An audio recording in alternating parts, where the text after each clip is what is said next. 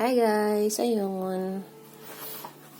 Naayos ko na itong mga to para sa Thursday. So, ayan. Hindi naman siya super gaganda pa. Para maayos pa yan pagtsatsagaan. Yung laman nito, tinanggal ko na. Ayun na siya. So, ayan. Ayusin ko pa yung mga gamit ko doon. Hindi naman lahat yan.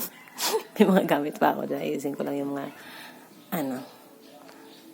yung mga gamit ko dito sa bahay. Ang gulo-gulo pa din kahit naglinis na ako kahapon.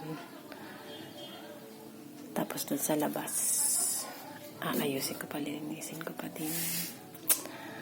Ayan lang guys. Bye!